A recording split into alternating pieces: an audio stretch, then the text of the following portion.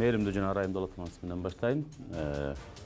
Негизи мархумду узатууда шариятыбызда эч кандай бодомал союу деген нерсе көрүлгөн эмес. Тигил ысырап, бул ысырап дейбиз, бирок азыр ысыраптар аябай көп да. Мисалы ошол эле жогорку кеңеште, ошол эле бийликте, ошол эле могу дин сферасында ысыраптар аябай көп да. Кайсыларды айта аласыз ошо дин сферасында кайсы ысырап? Мисалы бул азыр мына умра деген бар, Адамдардын бүгүнкү күндө эс алууга да акысы бар, адамдардын ибадат кылууга да укугу бар. Мисалы үчүн ошол эле ыйык жерлерге барып, зиярат деген бул бир туризм дал эмес. Бул бир зиярат, ибадат. Барганда түшүнөт ошол нерсени. Барганда биздин каада салт деп аткан жанагындай боз үйлөр, бул биздин үйлөрүбүз болгон илгери ата бабаларыбыздын. Бирок муну унутуп калбаш керек, жаштарыбыз унутуп калбаш керек. Керек болгон болсо жайлоого чыгып, боз үйдө барып жатып келсе сонун болот деген нерсе. Узатууда, мархумду узатууда дагы керекпи десе, шарият жагынан ал нерсе каралган эмес. Уланбек мырза, сиз айтсаңыз, негизи ошо ажылыкка баруу үчүн бир жаранга $4000 кетет экен. Бул деле баягы ысырапкорчулуктун бир түрүбү сиздин? Жок, мындай да, мен өзүм жеке оюмда азыр мен ошол эл менен көп иштейм да, ажыга барып келдик дегенде мындай дешет. Анан келсем ошо адамдын психологиясы өзгөрүп калган жери жок да, баягы эле ойдон турат да. Эгер ар жагында мисалы чубак ажыдай болуп же башка бир аалымдардай болуп, ар жагында бир кененирээк түшүнүк кирип, адам башкача болуп, коомдон өзүн таза алып жүрүп калса, анда башка кеп да, туурабы? Жөн эле барып келип атышат. Мен ушуну айтайынчы, диний маселелерге өзгөчө акыркы учурларда дагы бизге абдан көп сындар тагылып атат да негизи. Башка нерсе кылабызбы? Жашоо кагазга жазылбаган жашоо эрежеси өзүнүкүн кыла берет да, кандай болсо дагы. Демек сиз баягы айтышыңыз боюнча бул мархумга баягы акыркы сапар узатып бодомал сойлой берет деген маанидеби? Жок, ал бодомалда эмес, ал тыйым салган. Салттарга тыйым Сооронбай Жээнбековдун учурунда тараза эл сынчы деп коет го, өзү баягы эл өзү кандай кабыл алат, бул элдин өзүнөн байкайбыз. Ал эми Менимче мунун деле эсеп кысагын кылып аткан болуш керек. Биз бирөөнүн чөнтөйүн эсептеген жакшы көрөбүз, акча тегинен эсептеген жакшы көрөбүз. Анан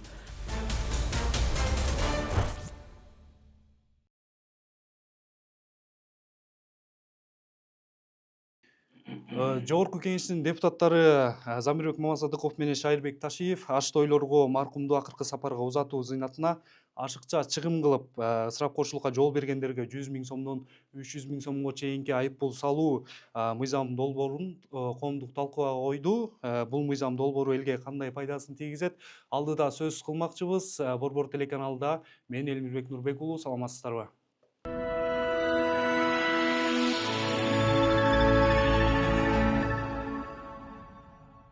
Бүгүн биздин студияда конокто Кыргызстандын мусулмандарынын аалымдар кеңешинин мүчөсү Марс Ибраев жана элдик дарыгер, коомдук ишмер Уланбек Алышбаев конокто. Саламатсыздарбы? Биринчиден биздин студияга макул болуп келип бергениңиздер үчүн терең ыраазычылык билдиребиз. Биринчи эле суроону Марс Ибраев сизге узаткым келип турат. Маркумду акыркы сапарга узатууда бодомал союшу керекпи? Сиздин оюңуз кандай? Мээримдүү жана арайымдуу Алатман менен баштайм. Негизи мархумду узатууда шариятыбызда эч кандай бодомал союу деген нерсе көрүлгөн эмес. Жөн гана мархум өткөн үйдөн 3 күнгө чейин түтүн булатылып чыгарылбасын. Анысы деле кайгы капан ичинде. 3 күндөн кийин балким элди чогултабы, же болбосо жакындарына, тууган уруктарына Куран окуп кичине болсо дагы эскереме кылам десе, ал нерсеге уруксат берилет негизден. Бирок ал жерде бодонун могу союлуш керек, могу союлбаш керек деген нерсе көрсөтүлгөн эмес. Дагы бир суроо, негизинен ислам дининде маркумга 3-лик, 7-лик, 40-лык жана жылдык өткөрүүгө тыюу салынган. Бул салттарга чектөө туурабы? Эми биз деле диний кызматкерлер деле баштан бери айтып келе жатабыз. Көп эле ысырапкерчиликке баруштун кереги жок. Динибизге сурай турган болсоңуз 3-лик, 7-лик, 40-лык деген, жылдык деген нерселер, түшүнүктөр жок. Бул салттуу гана маселелер. Мындайча айтканда каадабызга кирип калган эрежелер болгондугуна байланыштуу. Бул дагы эгер карама каршы келбестен, ысырапка жол бербестен болуп аткан болсо деп ушул күнгө чейин уланып келе жатат негизинен. Эми мындай нерсе бар да, биз кыргыз элибиз. Кыргыз эл болгондон кийин биздин динибизде момундай бир эреже бар да. Кайсы бир ислам дининин гумандуулугу ушунда, кайсы бир элдин каада салты диндин негиздерине карама каршы келбей турган болсо, ал каада салт кабыл алынат деп айтат. Демек, андай боло турган болсо, бизде илгери мархум өткөндөн кийин алыстан келе турган коноктору болуп, алыстан келип, ошол ачка кетпесин деген максатта, балким кошуна үйүндө, туугандарынын үйүндө кичине тамак аш кылдык. Анан биздин тамак дагы жөн эле бир эмес, балки бир кой союп дегендей кылган болсо, ушуга жылуу эле карап келишкен. Бирок азыркы учур эми шаар жеринде жашап атабыз, баардык нерселер эми биз биринчи 3 күндүн ичинде бодомал союлганга таптакыр эле каршы, кээ бир жерлерде таптакыр эле сойбойт бодомалды. Мисалы да ал нерсеге биз үндөбөйбүз, үгүттөбөйбүз, айтпайбыз деле. Бирок ал нерсени айтпасак деле, көз жумсак деле, кой десек деле, кыйсак деле, элде бул нерсе сиңкелүү эле аткарылып келе жатат. Алды мейли колунда бар инсандар элге ихсан деп коет, ичине сый катарында ушу атабызга же өткөн мархумга деп Куран окуп бата кылып кетсе экен деп сый катарында тамак аш берип бир союш союп аткан болсо, бул жерде бир жаман нерсе көргөн жерим жок. Бирок эгерде муну чектен ашып баратса, колунда жок инсандар муну менен жарышып аткан болсо, анан карыз курузга кирип, кредитке кирип, Россиялап тентип кете турган болсо, анда бул нерсенин аткарылбаганы жакшыраак болот. Уланбек мырза, сиз айтсаңыз, негизи эле маркумду акыркы сапарга узатууда бул кыргыздын баягы каада салт эмеспи? Сиз кандай карайсыз бул нерседе? Бодомал союлуш керекпи? Бул нерсеге мындай караш керек. Азыр деген экономикалык жакты алыш керек да биринчи кезекте. Азыр мен мындай азыркы бүгүнкү күндө болуп аткан ошо коомдун арасындагы, то есть айыл ичиндеги жерлердеги элдердин сөөгү узатуусуна катышып эле келбейбиз. Топурак салып келатабыз, жаназага барып атабыз, башка нерселерди кылып атабыз. Анан азыр бул депутаттар же башка бирөөлөр чуу түшкөндө элдер деле анчалык чоң ысырапкорчулукка барган жери жок да. Мисалы, колунда бар адам бир бодо соет, азыр 2-3 жылдан бери ушундай тартип кирип калды да. Бир бодой соет, баягы куда сөөгү топурак салган жаназага келген куда сөөктөр болот, катыш кутуш дегендер болот. Ошолордун баарын келгенден кийин сөзсүз баягындай кыргыздын өзүнүн салты боюнча сыйын көрсөтүп узатыш керек да. Колунан келгендер ошентип бир бодо союп атышат, анан жанагы башында Кудай жолунда деп бир кой союлат, анысы жанагы мүрзө казганда, жай казгандарга, ошол жерде кызмат кылгандарга кетет да. Колунда жоктор, мисалы, ошондой учурлар болуп атат да, колунда жоктор 2 кой союп эле кадимкидей элди тозуп сөөктү узатып атышат жайгачы. Бул азыркы учурдагы көрүнүш да. Негизи тигил ысырап, бул ысырап дейбиз, бирок азыр ысыраптар аябай көп да. Мисалычы, ошол эле жогорку кеңеште, ошол эле бийликте, ошол эле могу дин сферасында ысыраптар аябай көп да. Кайсыларды айта аласыз ошо дин сферасында кайсы ысырап? Мисалы, бул азыр мына умра деген бар, биз барыбыз эле ажылыктын бир өмүрүңдө бир жолу ажылык беришиң керек да. Бирок аны азыр жөн эле бир туризм катары көрүп барышат да. Киши ажылык деп коет дагы, бара беришет. Мындан бери өзүнчө Кыргызстандын бюджетинен, мындай айтканда, Кыргызстандын бюджетинен, элдин акчасы да Кыргызстандын бюджети да, ошондон миллиондогон акчалар чет өлкөгө чыгып кетет. Мына бул ысырап да өзүнчө. Анан бул өзүнчө ысырапка кетет. Анан ошого эле тартип киргизиш керекпи деп ойлоп, азыр могу Фейсбукта, интернетте талаш жүрүп атпайбы кадимкидей. Ошого да тартип киргизиш керек. Бул өлгөн өзүнүн өзү тартипке түшүп келатат. Илгеркиче бул киши айтып атпайбы, Марсбек? Илгеркиче болгондо, мисалы, бир 10 жыл, 20 жыл мурун элде ошондой түшүнүк бар болчу, колунда жок болсо да бирөөнөн карыз алыш керек болчу дагы, мал союш керек болчу да. Азыр элде андай түшүнүктөн качып калышты элдер. Анткени акырындык менен эреже, то есть 50 жылда эл жаңы деп коет да, эрежелер кирип келатат да, акырындык мененчи. Чоң ысыраптардан качып калышты. Мисалы, мен жакында эле өзүмдүн динимди узаттым. Мактангым келсе же болбосо башка кылгым келсе, 2-3 бодо союп ошончо элди тозот элем да. Жок, бир кадимки эле бир бодо союлду, жол менен узатылды. Кадимки эле ошол айылдын имамдары келди, жаназасы окулду, башкасы айтылды. Негизи эле ошо маркум ошо каза болгондо негизи эле 3 күнгө чейин мал союлбашы керек деп атпайбы? Эми бул жерде мындай болот да, региондор бар да. Мисалы, Бишкекте Аламбийдин жакта өзүнчө, тиги Баян Антоновко жакта өзүнчө кырманышат да, региондор бар. Анын арасында биз көп улуттуу элбиз да.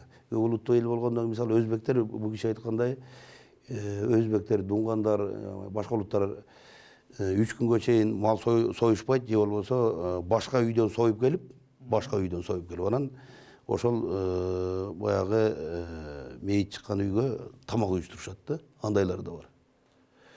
Анан негизи баягы өлгөндүн өз сыйы болот деп коет кыргыздарчы. Биз өлүгүн сыйлаган элбиз да, башкаларга караганда, орустарга караганда. Мен далай ошо Россиянын далай жерлеринде да болуп көрдүм да. Анан башка улуттарга караганда биз өлүгүн сыйлаган эл деп коет да. Биз кадимкидей ошол келген элди, азага келген элди тозуп алып аларды узатып, анан жанагы өлүктүн дагы өз сыйы болот да. Вазипасы менен, ордорду менен коюп, мисалы ошондо узаткан элибиз да. Негизинен ошо боз үй тигилиш керекпи баягы кыргыздын салты боюнча? Эми илгери кыргыздар биз мондай заңгыраган тамдар үйлөр жок учурда боз үй болгон да, туурабы? Боз үйдөн узатылган. Анан сөзсүз түрдө ошол эме болуп калган да бизде. Баягы каныбызда калып калган да, боз үй тигиш керек деген нерсечи. Мен ушу ойлойт элем, ушу боз үйдү не только жамандыкка ошол киши өлгөнгөчү, жакшылыкка дагы тикенди үйрөнүшүбүз керек да. Азыр айылдарда же бир башка жерде боз үй тигилип турса, элдер ойлойт ким өлүп калды болду экен депчи. Бул жакшы нерсе эмес да. Боз үйдү биз ошол жамандыкка тиккендин ордуна башка нерселерге да тиккенди көбөйтүшүбүз керек. Тойлорго, тиги башка нерселерге. А боз үйдө ошол өтүп кеткен кишинин жатканы бул туура эле нерсе да. Биз кыргыздын өзүбүздүн ата бабаларыбыздан келаткан нерселерден өтө алыстап качып кетпешибиз керек да. Марс мырза, сиз айтсаңыз, негизи ошо маркумду акыркы сапарга узатууда баягы үйдөн деле узатса болобу же болбосо сөзсүз түрдө боз үй тигилиш керекпи? Ушул боюнча сиздин оюңуз Мен кандай? ага чейинки нерсени айтайын, бир эреже катарында айтып кетейин да. Динде жалпы эле уламалардын айтып жүргөн жакшы, ата бабаларыбыздын жакшы сөзү бар да. Ла исрафа фил хайр. Жакшылык иштерде, соопчулук иштерде исраф болбойт дейт негизинен. Бирөөгө жардам берсеңиз, бир жетим жесирди карасаңыз, мында исраф болбойт. Канча жардам берсеңиз ошончолук деңгээлде сооп жакшы. Бирок ысырапкерчиликтерде жакшылык болбойт деп айтат да. Жакшылык бир эме жок. Мен жанагы байкебиздин дагы умра жана ибадаттар маселеси бар го. Бул эми ыйык жерлерге баруу ибадат маселеси да. Бул ибадат зиярат маселеси. Эми анын ордуна Анталияга баргандар бар, Дубайга баргандар бар, Италияга, Европага круиз кылгандар бар. Булар эмнеге айтылбайт деген суроо келет. Ошондуктан ооба чектей турган болсо баардык нерселер чектеш керек. Бирок адамдардын бүгүнкү күндө эс алууга да акысы бар. Адамдардын ибадат кылууга да укугу бар. Мисалы үчүн ошол ыйык жерлерге барып зиярат деген бул бир туризм дал эмес. Бул бир зиярат, ибадат. Барганда түшүнөт ошол нерсени. Барганда абдан бул өзүнүн түйшүктүү, машакаттуу экендигин түшүнөт. Кадимкидей жан дүйнөсү өзгөрүп кайра келет. Ал эми албетте бул маселенин бир жагы. Экинчи жагы, сурооңузга келе турган болсок, ысырапкерчилик маселеси бул адам баласынын өнүгүүсүн, коомдун өнүгүүсүн артка тарта турган нерсе негизинен. Бирок биздин каада салт деп аткан жанагындай боз үйлөр бул биздин үйлөрүбүз болгон илгери ата бабаларыбыздын. Бирок муну унутуп да калбаш керек, жаштарыбыз унутуп калбаш керек. Керек болгон болсо жайлоого чыгып боз үйдө барып жатып келсе сонун болот деген нерсе. Узатууда, мархумду узатууда дагы керекпи десе шарият жагынан ал нерсе каралган эмес. Бирок биздин ата бабаларыбыз өтө кылдат караган да илгери. Мисалы мархум өлүк, мейит деп коебуз, өлгөн өлүк үйдүн ичинде болуп, ошол жерде үйдүн жашоочуларына дагы бир мындай эме бербесин деген максатта балким кичине коркуп калышы мүмкүн, балким ар кандай жаш балдар болот. Ошон үчүн боз үйгө алып чыгып коюшкан. Боз үйдөн нары узатышкан. Менин эмемде жеке баамдан. Ошондуктан ушул нерсени карманып келе жатабыз. Эми бүгүн буга чамасы жеткени бар. Ал деле аренда бүгүнкү күндө. Ал деле чыгым. Ага чамасы жетпегени бар. Чамасы жеткендер болгон болсо кыла берсин деп айтат элем. Бирок чамасы жетпегендер атаандашып, курунамыз калтырып, биз да боз үй тигишибиз керек экен деген нерсени бул жарышка кирбей эле койсо жакшы болот. Албетте билебиз, түшүнөбүз. Кыргыз деген ошо боз үйдөн узатат экендигин. Бул бирок бул шарт нерселерден эмес экендигин айткым келет. Анан дагы кыстырма болсун, ажылык, умрага узатуу, аларды тосуп алуу мааракелери болуп жатпайбы азыркы учурдачы? Ошого кандай карайсыз?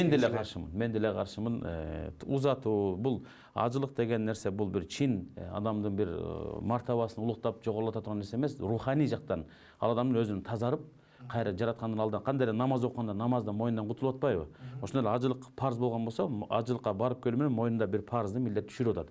Келгенден кийин элди чоң дүңгүрөтүп, той кылып, чыгымдарга кирип, Кытайдын жанагындай жайнамаздарынан теспилерин алып келип элге таратуунун мен дагы кажети жок деп айтам. Негизинде буга киришибиздин да кереги жок. Жөн гана өзүңдүн жакын санаалаш инсандарың, жакын туугандарың келип, ыйык жерлерге барып келиптирсиң, кандай барып келдиң деп сураса, кичине бир алып келген замзамын ооз тегип, курмасын ооз тегизип койгонго мен оюмча мунчалык да болуш керек. Бирок жана той аштарга мен деле каршымын. Негизи эле ошо ажылыкка барыш үчүн канча чыгым кетет бир жаран? Эми азыр мунун калькуляциясын чыгарып жатышат. Былтыркы калькуляциясы боюнча $3-4 жакын болгон да. Доллар менен $4,000 жакын болгон. Неге дегенде анын жол киреси бар, ал жердеги визасы бар, жайгашуусу бар, ажылыктагы кызматка төлөшөт ал жердеги жана Мина деген Муздалифа деген жерге. Ошонун баардыгы ошол калькуляциянын ичине кирген. Быйылкы калькуляциясы чыга элек эле. Чыга элек. Ошондуктан муну атайын кылдат ар бир тыйынын эсептеп чыгышат. Өзүнүн ар тармактан келип бир эле диний адамдар эмес. ар тармактын бул жерде коопсуздук кызматтары бар, ошол эле башка министрликтер бар. Олтуруп алып иштеп чыгып анан кийин сунушат да. Мен ойлойм чыгымдары ошол 3-4 миң доллардын айланасында болсо керек деген божомолум бар. Уланбек мырза, сиз айтсаңыз, негизи ошо ажылыкка баруу үчүн бир жаранга 4 миң доллар кетет экен. Бул деле баягы ысырапкорчулуктун бир түрүбү сиздин? Жок, мындай да мен өзүм жеке оюмда азыр мен ошо эл менен көп иштейм да, ажыга барып келдик дегенде мындай дешет. Анан эми Кудай таалам ар кимдин зыяратын кылган баягындай сыйынганын кабыл кылсын, кандай сыйынышса дагычы. Бирок бул киши айтып атпайбы, калькуляция деп. Мына жакында эле жүрөт, тиги канча миң киши ажыга кетти, 60 миң киши деби, могу кичи ажылыкка барып атпайбы. Ошондон 60 миллион доллардан мынчасы тияка түшмөк, мынчасы бияка түшмөк деп атышат да. Анан азыр могу салык жыйнап болуп атышпайбы? Мамлекет, биздин мамлекет. Анан дагы сунуштарды киргизип атышат. Макул, ошол ажылыкка бара берсин, ошол Арабиянын чөнтөгүнө түшкөн акча Кыргызстандын да чөнтөгүнө түшсүн. Ошого да салык киргизсин деп атат да. Бизге ошондо жарандар баягы ажылыкка барар алды налог төлөшкө экен. 6 миллион сом калмак экен. 6 миллион сомго мисалы 6 жетишпеген үй бүлөгө бирден үй алып койсо болот экен депчи. Анан мен бул ажылыкка барды тигил бул дегендерге эч кандай каршылыгым жок. Баргандар бара берсин. Негизи бир адам өмүрүндө бир жолу чоң ажылык. Ажылыктын да түрлөрү бар да. Чоң ажылык, кичи ажылык деп кетет да. Умра азыр бат-баттан барып келип атышпайбы? Булар кичи ажылыкка кирет да. Чоң ажылык деген бар. Бул киши айтып аткан 3 миң 4 миң доллар кетет деген ошол чоң ажылыкка айтып атат да. Берки кичи ажылык ошол умра деп атпайбы? Кичи ажылыкка баргандар бат-баттан барып атышат, иште 4-5 жолу барып келишет да. Көрдүңбү? Анан келсең ошо адамдын психологиясы өзгөрүп калган жери жок да, баягы эле ойдон турат да. Эгер ар жагында мисалы чубак ажыдай болуп же башка бир алымдардай болуп, ар жагында бир кененирээк түшүнүк кирип, адам башкача болуп, коомдон өзүн таза алып жүрүп калса, анда башка кеп да, туурабы? Жөн эле барып келип атышат. Эми мен айтып кетейин да, негизи пикирлерди урматтайбыз, сыйлайбыз, ар бир пикирди кабыл алып эме кылышыбыз керек. Ибадат менен жөн эле барып саякатты айырмалаш керек да. Зыярат деген нерсе бар, ибадат максатында зыяраттар. Мунун ичинен канчасынын жүрөгү оң болуп келет биле албайм мен. Бир Кудай таалага маалым. Бирок ошол ыйык жердин өзүнүн бир таасири болот. Анан эгерде сунушталып, налог төлөнсүн, жанагындай салыктар болсун, ар бир барган зыяратчылардан деп аткан болсо, менимче мунун да эле эсеп кысабын кылып аткан болуш керек. Биз бирөөнүн чөнтөгүн эсептеген жакшы көрөбүз, акча тегинен эсептеген жакшы көрөбүз. Анан кичи ажылык умра деп айтабыз. Умра деген бул пайгамбарыбыздын сүннөтү. Мындай ачканда пайгамбарыбыз муну өмүрүндө 4 жолу умра кылган, ошол Меккеден өзү меккелик болуп туруп да Мединадан келип кетипчи. Бүгүнкү күндө жылда баргандар бар, туура байке айткандай, жылда 1-2 жолу баргандар бар. Чамасы келип жаткан болсо барып келет. Ошол эле адамдар келген сайын, барып келген сайын мен жеке көргөн эмелерим биринчиден жан дүйнөсү байып, арам нерседен алыс болуп, коррупциядан алыс болуп, мисалы үчүн жана жардамдарды көбүрөөк көбөйтүп аткан инсандардын саны көбөйүп атат. Эгерде салык жок, ага да карабастан салына турган болсо, анда мен айтат элем да, саякатка чыккандардын баарынан салынсын анда. Мисалы үчүн саякатка тетиги нарынга барса дагы алардан да алынсын, салынсын депчи. Анда элге жашоого кыйын болуп калбайбы деген суроо келет. Биз бүгүнкү күндө баардык нерсени акча тыйынга байлай бере турган болсок, биз элдин руханий, социалдык жактан өнүгүүсүн биз аларга түшүндүрмө берип, элдер жакшы өнүксүн, бакубат, жакшы бай жашасын дегендин ордуна тескерисинче алардын кайра бай эмес, кедей болушуна, же болбосо алардын кысынып, жашырынып кээ бир нерселерди, баягы көп нерсенин кол жеңдин алдына киргизгенге, эптеп баягы жең алдынан бир нерселерди кылганга түртүп койбойбузбу деген да суроо келет. Анан бул жерде дагы бир суроо, негизи эле маркумду акыркы сапарга узатууда айрым жарандар кааласа балким бодомал союшат, каалабаса сойбой деле коюшат. Бул деле баягы ислам дининде кандай болот? Балким ушуга ажылыкка барганда деле жарандар, каалаган жарандар барып атат да, ушул жактан кандай алсак болот? Ажылыкка парз болгондор гана барат. Умрага каалоочулар барат. Умранын убакыты чектелбейт, ажылыктын убакыты белгилүү убакытта болот. Өтө машакаттуу бир ибадат. Албетте акча тыйыны да кетет. Ал эми маркумду узатып аткан учурда бүгүн мындай практикада абдан көп болуп жатат. Мисалы үчүн жакындар өткөн болсо, мал сойбой эле ошонун кете турган акчасын камдап койгон акчасы болушу мүмкүн. Ошону кайрымдуулукка жумшагандар бар. Балким ошо ажылыкка деле акча кетет да. Ал акчаны башка жакка деле жумшаса болобу? Болот. Мисалы үчүн ошол эле ажылыкка бара турган инсан деле ажыга барып келди. Кайра баргысы келип жатат. Ал ошо бул динде да түшүндүрүп айтабыз дайыма бул баяндарыбызда. Анын ордуна ошо бейбечара бир үй бүлөгө берип койсо, ошо бейбечара үй бүлө ошонун эсебинен балким 1 жыл жашайт, 2 жыл жашайт, балким бир муктаждыгына жетет.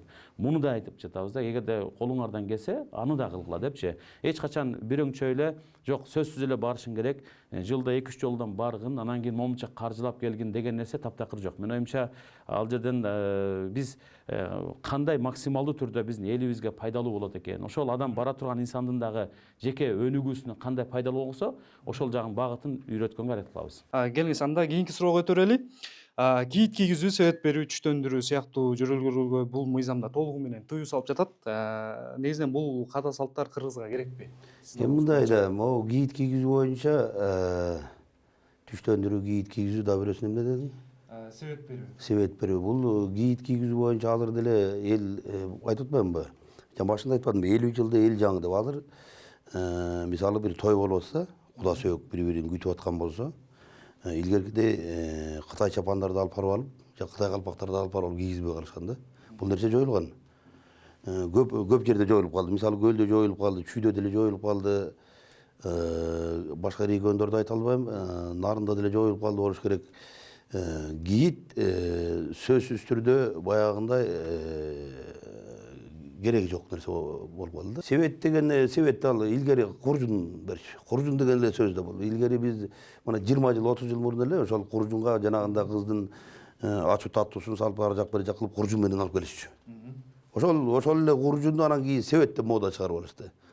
Анан ошол себетти азыр жөн эле түр-түркүн кылып атышпайбы?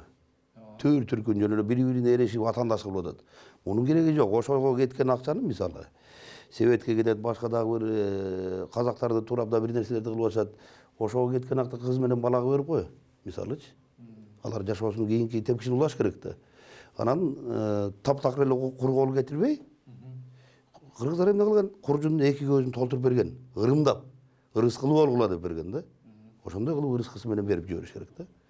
Негизи эле кыргызда баягы кыз узатуу барбы бул салт? Кыз узатуу илгертеден эле болгон да. Кыз узатуу кадимкидей эле кошо кошулган, кинолордон эле көрүп жүрөсүңөр, Манас эпосунда деле узаткан жерлер бар мисалы. Ошонун баары эле илгерки мисалы биздин ата бабалардан калган ошо Манас эпосун эле окуган адам, башынан аягына чейин досконально окуган адам кыргыздын каада салты кандай кармалган, кандай болгон ошол жерден түшүнүп алышат да. Бирок ашыкча болбош керек бардык нерсе. Сиздин оюңуз боюнча? Менин оюм боюнча туура айтат байкебиз дагы, тахадду ва тахаббу деген пайгамбардын хадиси бар. Белек беришкеле сүйүүңөр артсын дейт. Чын дилден, жүрөктөн чыгып аткан белекке менин оюмча эч кандай зыян болбойт, чөнтөгүнө да зыян келбейт. Адам эми куда сөөктөр бири-бирине жакшынакай белек бергиси келип жатат. Үйүнө жаңы бир күйөө бала келип жатат. Же келин кирип келип жатат. Эмне үчүн ага бир кичине белек берип койгондо бир эме, мындан бир штраф кылып, мунун аркасынан зыян тартып, эме кылбаш керек деп ойлойм да. Бул жеке чын дилден кичинекей нерсе болушу мүмкүн, чоң нерсе болушу мүмкүн, айырмасы жок, чамасына жараша. Багыты чамасына жараша болсо болот. Бирок биздин бүгүнкү күндө сеңип калган салтыбыздагыдай чүпүрөк чапырактарды, кийилбеген калпак жанагындай көйнөктөрдү, Кытайдын көйнөктөрүн, материалдар жанагындай ушул нерселерди ашыкча бергенде мен таптакыр тыйганга, мен ошол тыйыла эле салсын деген нерсеге мен деле кошулам. Бирок себет маселеси келе турган болсок, себет бул мисалы түштүк жакта өзгөчө, мисалы үчүн бүгүнкү күндө абдан жайылып кетти. Мен деле зээнимге кийит кээ бир учурда. Макул, бир себет алып бар, жанагындай символикалык болсун. Үйдөн кыз узатып атат, же болбосо үйгө келин келе жатат. Ушул бир жакшынакай бир белегибиз болсун деп, таттуусу менен ичинде нерсеси менен алып барып туруп белек берип койдуң. Ал нерседе проблема жок. Менин оюмча көп деле көтөрүлө турган маселе эмес. Бирок ондоп, 20лап бири-бири менен жарышып кадимкидей. Ал себеттин түрүнө ичине 20 түрдө кээ бир улуттарда, мисалы үчүн мына өзү эле Кыргызстанда эле кээ бир улуттарыбыз бар. Ошол улуттарда кыз узатып аткан учурда 20 түрдүү көйнөк, 20 түрдүү туфли, 20 түрдүү сумкасын кошуп берет да, себетине кошуп туруп. Бул өтө ашыкча бир ысырап. Ошол эле күйөө баланы 40 күн багышат, мисалы кээ бир улуттар бар. 40 күн бою анын күндө кыздын ата-энеси тамак ташыйт. Ошол эле биз дагы келин алган учурда, кыз узаткан учурда бир топ эрежелерибиз бар. ой андан кийин кайра үйгө чакырып куданы тосмой анан кайра дагы ал жака бармай деген сыяктуу ушул окшогон ырым жырымдарды менин оюмча минималдуу түрдө кыскартып чамасына жараша ар бир адам намыстанбай чамасына жараша кылган болсо жакшы. Динибизде пайгамбарыбыз убагында бир жаш сахабасы үйлөнө турган учурда келгенде бир кой союп болсо той бер деген. Мынашканда валима деп айтабыз, той бер деген. Мен коюм жок деген. Анда деген жардам бере турганда эч ким чыга алган эмес. Пайгамбарыбыз өзү топтоп баягындай курма бар го, биз жеген эле финикиде ал жакта эң баалуу ошол экен да. Ошону топтоп туруп себетке андан алып келип элге ошону менен той берип бата берген. Эми чамасына жараша болуп жатат да. Болбосо негизи эрежесинде бир жар салып атат. Нике деген нерсе жар салуу, элге жар салып, ушул балам үйлөнүп жатат, кызым күйөөгө кетип жатат деген нерсени жар салууну менин оюмча тойлорду биз таптакыр тыя албайбыз.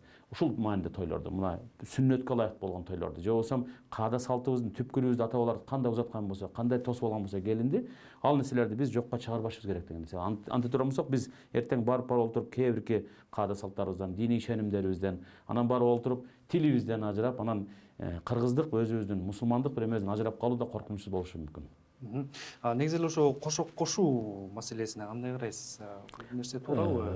Динде кошок кошуу, мындай айтайынчы, балким кээ бир диний адамдар да мени эме кылышы мүмкүн, сындашы мүмкүн.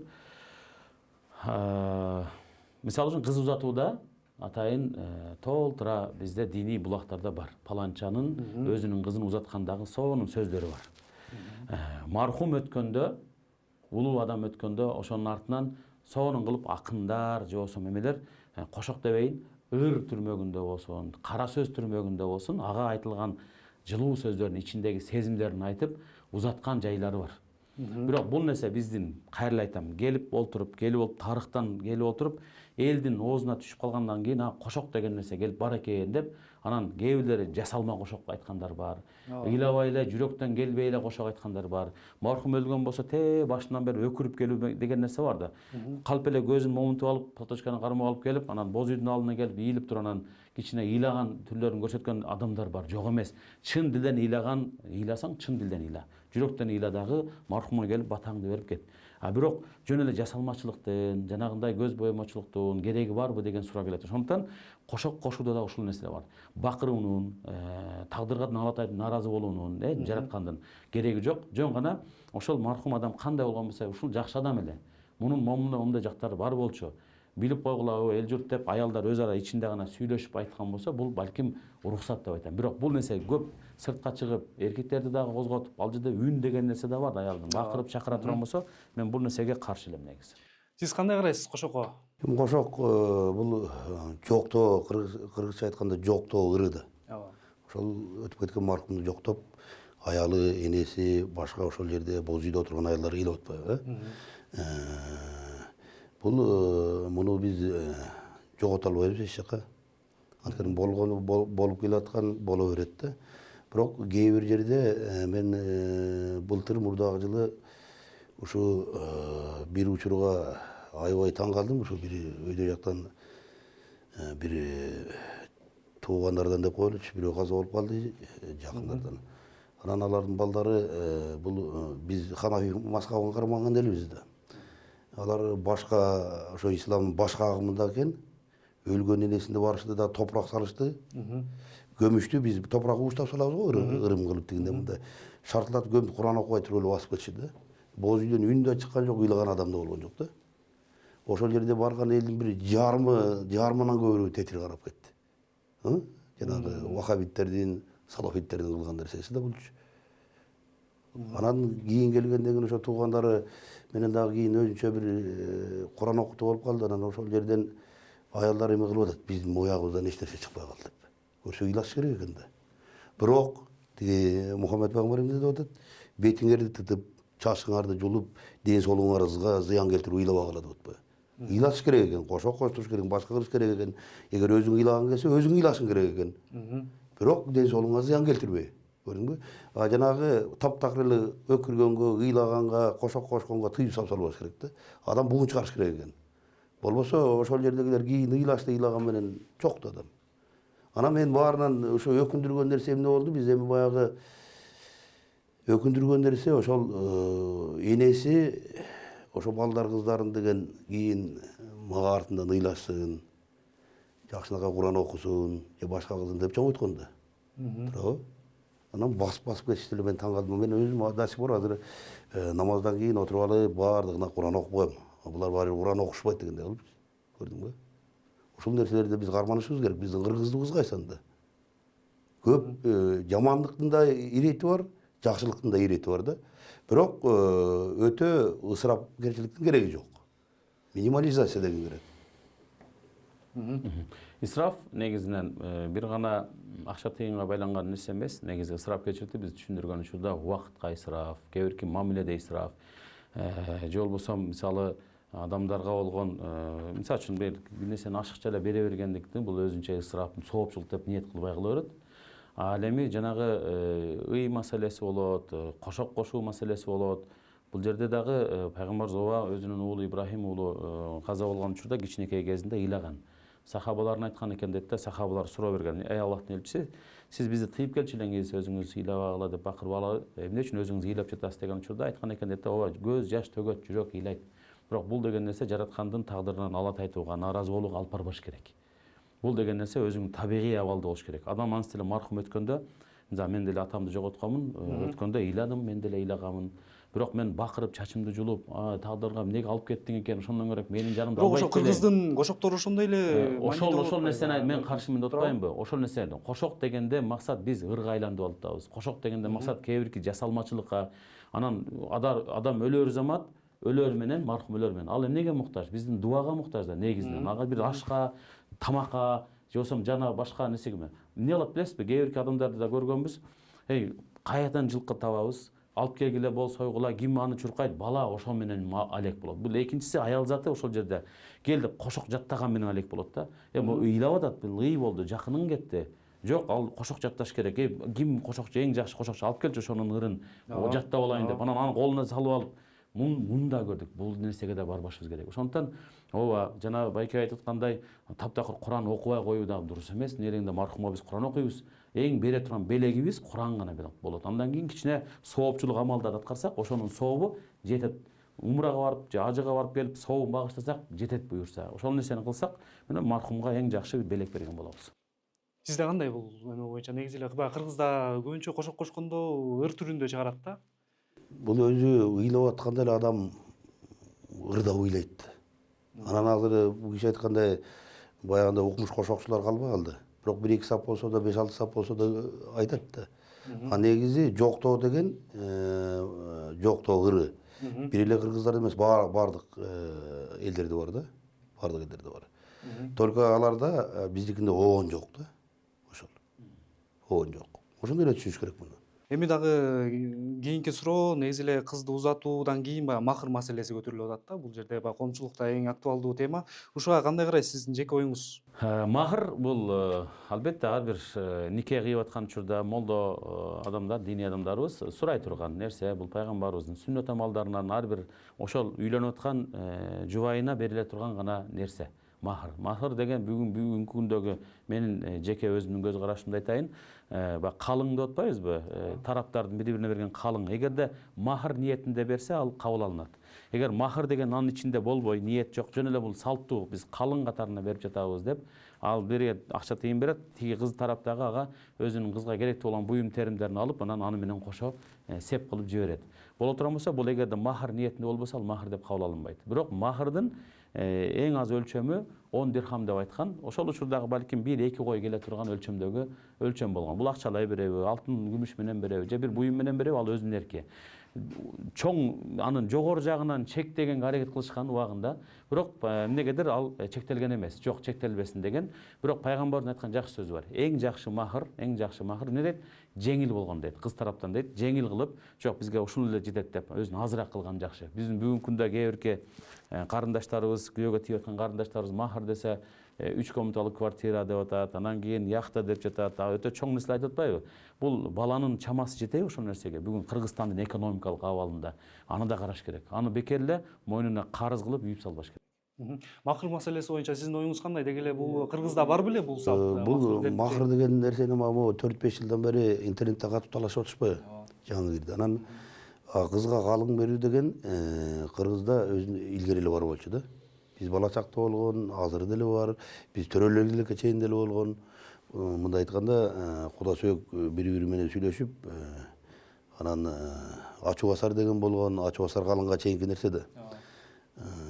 Анан кийин ушул махыр дегенде ар ким ар кандай которуп алышты эми, элдин түшүнүгү ар кандай да. Бул кыздын өзүнүн каалоосу менен күйөөсүнөн алдыра турган нерсеси да. Бул калыңдан сырткары нерсе болуп калат. Мисалы калың Куда сөөк экөө сүйлөшөт, 200 миң алып келесиң, баланча алып келесиң, тигил бул калың уже. Майда барат менен берип. Анан мен жеке түшүнүгүмдө махыр бул аял менен күйөөсүнүн экөөсүнүн ортосундагы маселе. Сен мага муну алып бересиң дейт. Күйөөсү ага макул болот. Анан бул киши айтканда 2 койдун баасы болобу, 5 койдун баасы болобу, күйөөсү чамасына жараша, ошол нерсени тиги аялдын лично өзүнө бере турган белеги, мындай айткандачы, махыр деп. Ошону түшүнүш керек да. Такыр мындай кыска түшүндүргөндө алтын шаке алып келип колуна салып койгондой эле да. Ошондой түшүнүш керек. Муну калыңга жармаштырып кереги жок. Азыр кээ бирөө айтып атпайбы? Калың деле махырга кирип кетет, махыр деле калың болуп кетет деп. Жок, бул кыз менен жигиттин экөөнүн ортосундагы бири-бирине берген белеги болду. Эркектин кызга берген белеги. Семен кыз жанагы интернетте жүрүп азыр бүт эмелерди карасаң, ушул боюнча талаш болуп, бул киши айткандай бирөө яхта сурап атат, бирөө самолет сурап атат деп атпайбы? Айфон сурап атышат менин махырыма. Ал мисалы айфонуң азыр жакшы айфонуң 150 миң, 200 миң сом. Мисалычы. Жакшы 16 Pro тиги бул дегендер. Анан тиги жигиттин чөнтөгүндө бир сом азыраак болсо ал 200 миңди кайдан табат? Мисалы да. Ошон үчүн эгер кыз жигит бири-бирин сүйө турган болсо, бири-бирин түшүнүп, ошончо турмуш куруп аткандан кийин кыз өзү мындай ыраазы боло тургандай кичирээк нерсени алып, ошол жигитти чындап сүйсө, колунда жок адам да.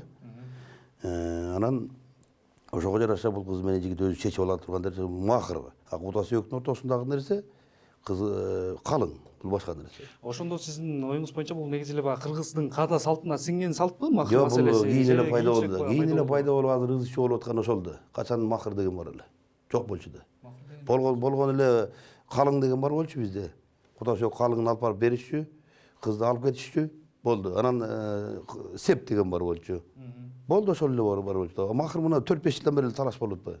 Бул диний түшүнүктөр акыркы жылдарда гана сиңип атат да, байке айткандай. Бирок бул ошол биздин ушул чөлкөмдө, мына түндүк жактагы Нарынгөл, Талас, балким ушул чөлкөмдөргө жаңы кирип атат. Мына түштүк жактагы биздин бир туугандарыбыз Баткен, Ош, Жалал Абад жактарда илгертен эле ошол махыр маселесин молдокелер сураганда айтып келген негизи. Ошол жерде айтып, бере турганын берип дегенде, бул бир кыздын өзүнө таандык меники дей ала турган гана нерсе.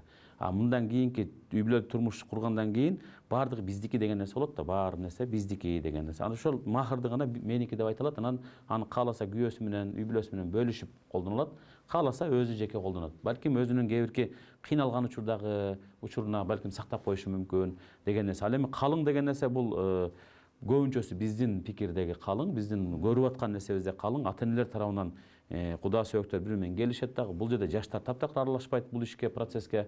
Андан кийин баасын бычат, ар бир областтын ар бир ар кандай өзүнүн баалары бар.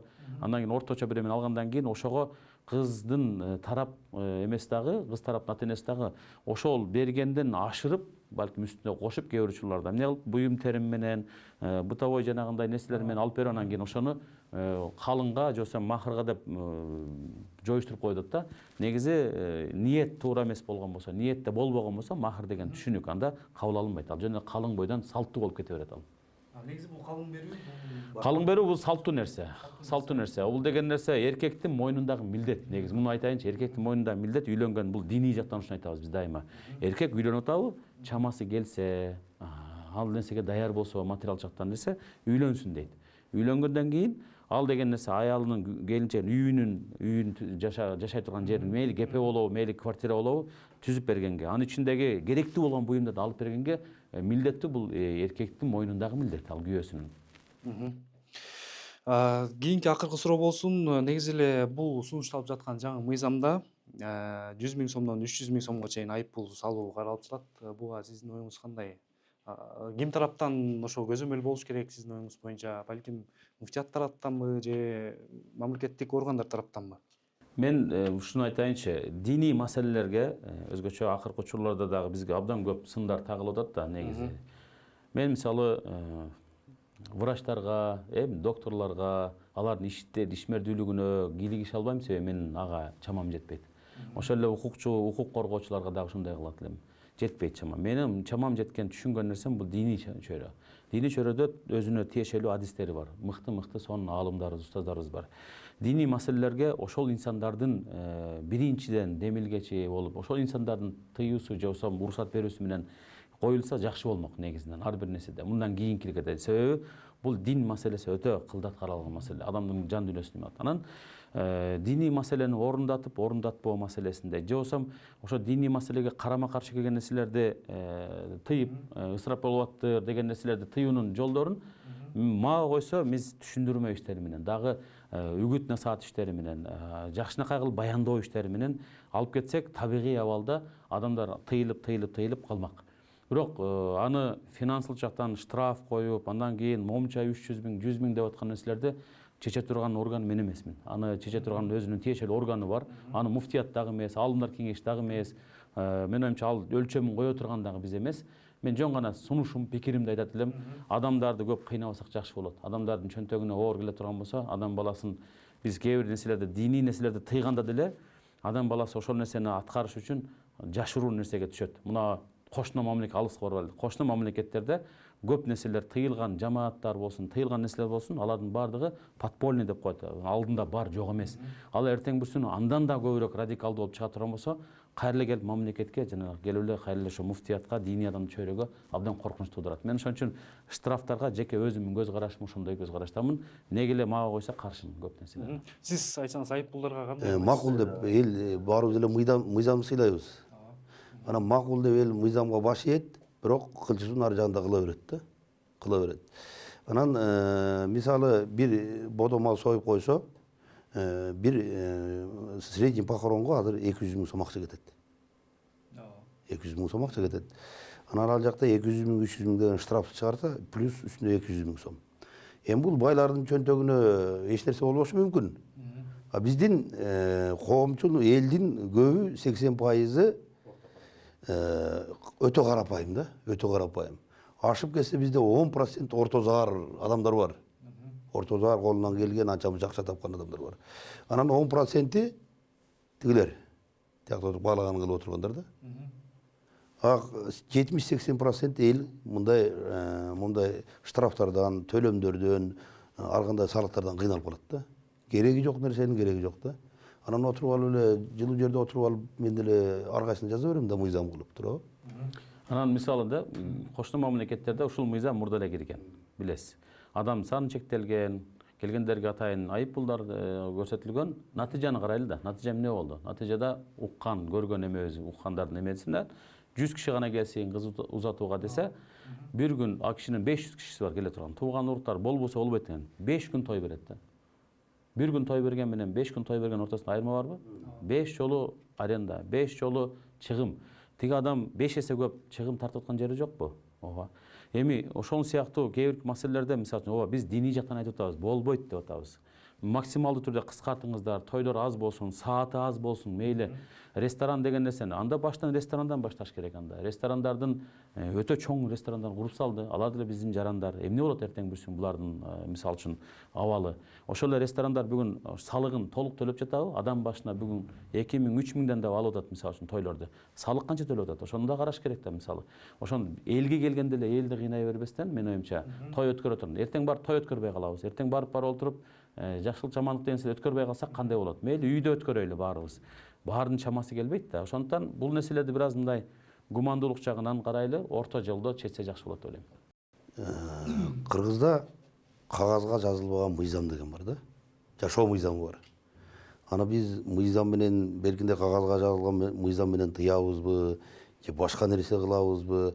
Жашоо кагазга жазылбаган жашоо эрежеси өзүнүкүн кыла берет да, кандай болсо дагы. Демек сиз баягы айтышыңыз боюнча бул маркумга баягы акыркы сапар узатып бодомал союлу берет деген мааниде. Жок, ал бодомалда эмес, ал тыюу салган. Сооронбай Жээнбековдун учурунда бодомалга союуга таптакыр тыюу салган. чоң жылкыларды тыюу салган учур болгон ошондо. Ошондо эсиңерде болсо пандемия болчу. Анан ушул эле чүйдөн Арашан жактанбы, Кой Таш жактанбы бир бай анда бодомал сойбосо макул дептир дагы бир 25-50 койду союп салыптыр. Эми ошол турабы? Мына ошондо фактылар болгон да. Бодомай сойгонго болбойт деген тыюу чыккандан кийин майда малды кырып салган да. Эл кылам десе бардык жагынан мындай жол таап кете берет. Мисалы кээ бир айылдарда мисалы бул киши айткандай 3 күндөн кийин үйдөн азат тиги сөөк чыккан үйдө мал союлбасын деди. Кошунасына барып союп, кошунасы сойду болуп келип атпайбы? Көрдүңбү? Баары бир союлуп атат. Бардык жерден мындай акырын жол таап кете берет эл. Түшүндүрмө иштери менен кетсек, ооба тыйылсын. Анан акырындык менен мындай эки жакка бөлүнүп албай, акырындык менен бардык нерсени акырындык менен жолу менен мындай түшүндүрүп, жай түшүндүрүп отурсаң, ал деле мээсине жетет элдинчи. Кысып эмес, коркутуп эмес, акырындык менен түшүндүрүш керек да баарын. Ошондо акырын өз ордуна келет. Анын үстүнө азыркы жаштар мына биз бул киши деле союздун адамы болуп атат. Биз деле союзду көрүп калдык. Силер ал нерсени көргөн жоксуңар да. Силерде түшүнүк, жашоону кабыл алуу деген таптакыр башка нерсе да. Таптакыр башка нерсе. Анан азыркы жаштар бизге учур келгенде бизге келгенден кийин силер каласыңар да. Анан силерде уже бул экономикалык жанагындай көз караш такыр башка болот. Анан жүрүп отуруп, ошо бир 50 жыл, 100 жыл, 150 жылдан кийин бул болбой эле азыр дүйнө жүзүндө баягы бардык жерде кризис болуп атпайбы? Болбой эле биз акырындык менен баягы узкий кругка өтөт. Ошол той бериңде эле өтөт. Бул экономикалык кризис деген ойчук нерсе эмес. Тааныбаган бир 500 адам чакырып алып той бергенче, тааныган 100 адамың менен жакшылыкка калуу тилектериңе той берүүдө акырындык менен ошого өтөт. Даже могу жакынкы 5 жылда эч кандай булардын мыйзамысыз эле жакынкы 5-10 жылда ушул нерселер ишке ашат көрөсүңөр. Буюрса. Анткени эл ошол өтө жакын саналаштарына карап калат, катыштарына. Анан көчөдө тааныбаган эле тигинин тигиниси мунусу деген 500 адам чакырбай калат.